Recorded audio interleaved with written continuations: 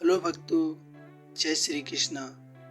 आज हम इस वीडियो में कार्तिक मास कथा अध्याय 1 और 2 की चर्चा करेंगे। तो भक्तों, कथा संपूर्ण ही सुने, वीडियो को पूरा ही देखें, अर्थात स्किप ना करें।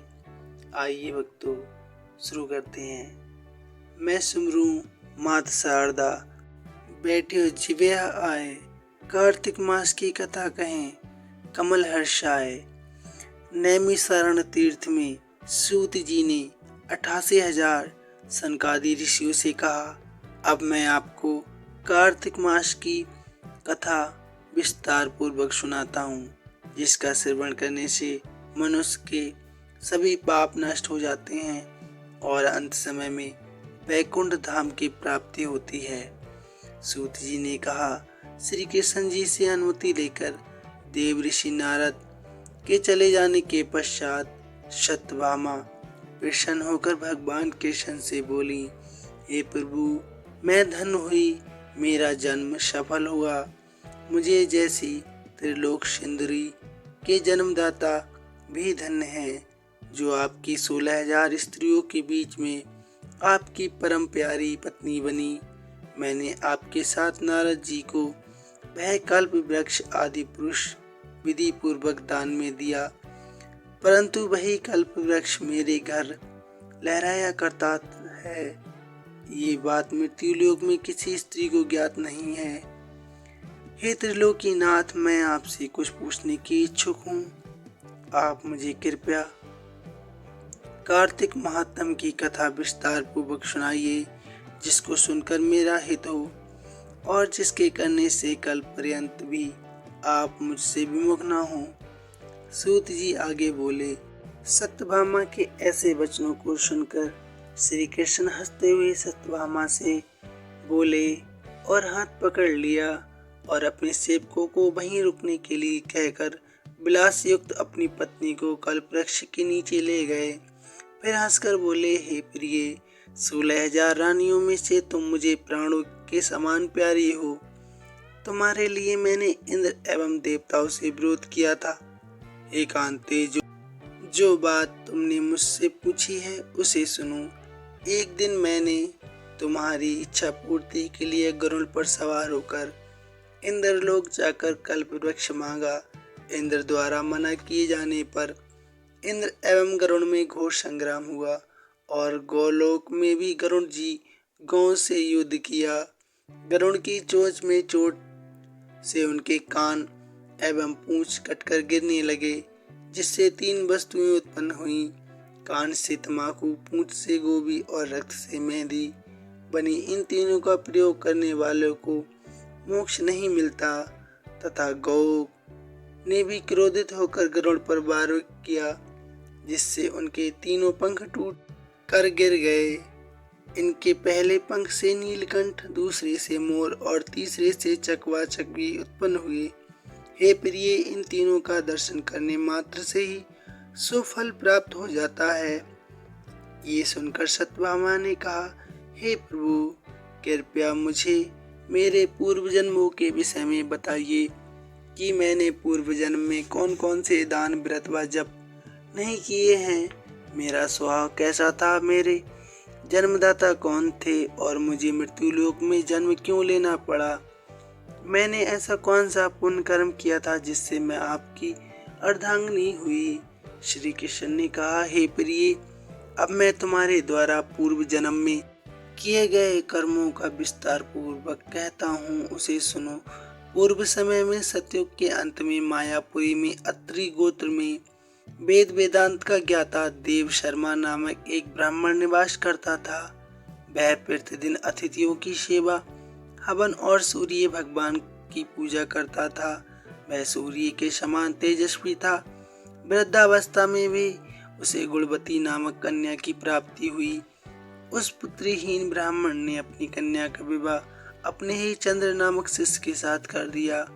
वह चंद्र को अपने पुत्र के समान मानता था और चंद्र भी उसे अपनी पिता की भांति सम्मान देता था। एक दिन वे दोनों कुश व समिधा लेने के लिए जंगल में गए। जब वे हिमालय की तलहटी में भ्रमण कर रहे थे तब उन्हें एक राक्षस आता हुआ दिखाई दिया। उस राक्षस को देखकर भय के कारण उनके अंग कांपने लगे और वे वहां से भागने में भी असमर्थ हो गए। तब उस काल के समान राक्षस ने उन दोनों को मार डाला। चूंकि वे धर्मात्मा थे इसलिए मेरे पार्षद उन्हें मेरे वैकुंठ धाम में मेरे पास ले आए। उन दोनों के द्वारा आजीवन सूर्य भगवान की पूजा किए जाने के कारण मैंने दोनों पर अति प्रसन्न हुआ। गणेश जी, शिव जी, सूर्य व देवी व इनकी सभी की पूजा करने वाले मनुष्य को स्वर्ग की प्राप्ति होती है। मैं एक होता हुआ भी काल और कर्मों के भेद से 5 प्रकार का होता हूँ। जैसे एक देवदत्त, पिता, भ्राता आदि नामों से पुकारा जाता है। जब वे दोनों विमान पर अरुण होकर सूर्य के समान तेजस्वी रूपवान चंदन की माला धारण किए हुए मेरे भवन में आए तो दिव्य भोगों को भोगने लगे। भक्तों, अब कार्तिक मास अध्याय कथा 2। भगवान श्री कृष्ण आगे बोले, हे प्रिय, जब गुणवती को राक्षस द्वारा अपने पति एवं पिता के मारे जाने का समाचार मिला तो वह विलाप करने लगी। हे नाथ, हे पिता, मुझको त्याग कर तुम कहाँ चले गए? मैं अकेली स्त्री तुम्हारे बिना अब क्या करूं? अब मेरे भोजन, वस्त्र आदि की व्यवस्था कौन करेगा? घर में प्रेम पूर्वक मेरा पालन पोषण कौन करेगा? मैं कुछ भी नहीं कर सकती, मुझ विधवा की कौन रक्षा करेगा? मैं कहाँ जाऊं? मेरे पास तो अब कोई ठिकाना भी नहीं। इस प्रकार विलाप करते हुए गुणवती चक्कर खाकर धरती पर गिर पड़ी और बेहोश हो गई। बहुत देर बाद जब उसे होश आया तो वह पहले की भांति करुण विलाप करते हुए शोक सागर में डूब गई। कुछ समय के पश्चात जब वह संभली तो उसे ध्यान आया कि पिता और पति की मृत्यु के बाद मुझे उनकी क्रिया करनी चाहिए जिससे उनकी गति हो सके। इसलिए उसने अपने घर का सारा सामान बेच दिया और उससे प्राप्त धन से अपने पति, अपने पिता एवं श्राद्ध का आदि कर्म करने लगी। तत्पश्चात वह उसी नगर में रहते हुए 8 पहर भगवान विष्णु की भक्ति करने लगी। उसने मृत्यु पर्यंत तक नियम पूर्वक सभी एकादशियों का व्रत और कार्तिक महीने में उपवास एवं व्रत किए। हे प्रिय, एकादशी और कार्तिक व्रत मुझे बहुत ही प्रिय हैं। भगवान श्री कृष्ण कहते हैं, इनसे मुक्ति, भक्ति, पुत्र तथा संपत्ति प्राप्त होती है। कार्तिक मास में जब तुला राशि पर सूर्य आता है तब भक्तों ब्रह्म मुहूर्त में उठकर स्नान करने व व्रत व उपवास करने वाले मनुष्य मुझे बहुत प्रिय हैं, क्योंकि यदि उन्होंने पाप भी किए हों तो वे भी स्नान व व्रत के प्रभाव से उन्हें मोक्ष प्राप्त हो जाता है। कार्तिक मास में स्नान, जागरण, दीपदान तथा तुलसी के पौधे की रक्षा करने वाले मनुष्य साक्षात भगवान विष्णु के समान है। कार्तिक मास में मंदिर में झाड़ू लगाने वाले, स्वास्तिक बनाने वाले तथा भगवान विष्णु की पूजा करने वाले मनुष्य जन्म मरण के चक्कर से छुटकारा पा जाते हैं। ये सुनकर गुणवती भी प्रतिवर्ष श्रद्धा पूर्वक कार्तिक का व्रत और भगवान विष्णु की पूजा करने लगी।